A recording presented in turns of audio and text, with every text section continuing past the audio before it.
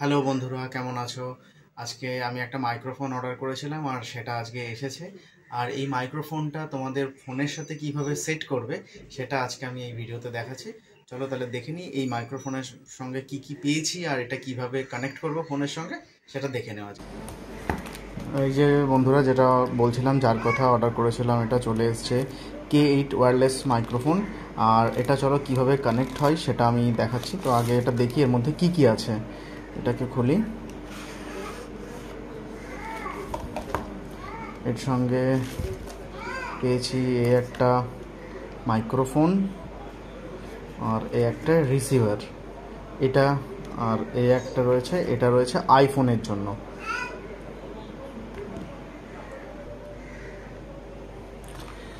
তো বন্ধুরা, এই এই যে ডিভাইসটা রয়েছে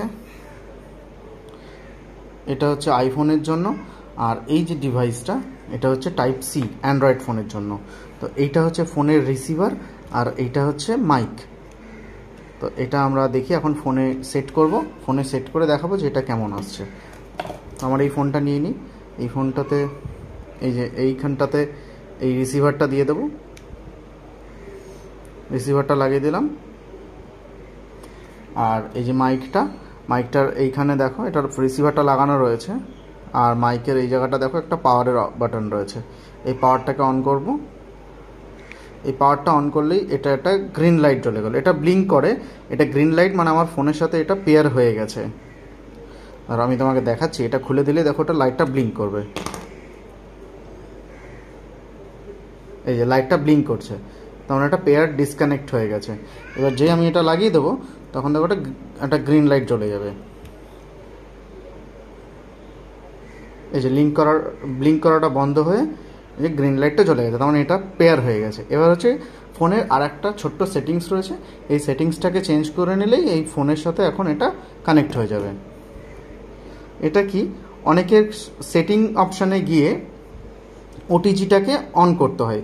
আর অনেকের ফোনে একরকম থাকে, সেটা হচ্ছে এই ক্যামেরায় যাব, ক্যামেরার এখানে গিয়ে ভিডিওয়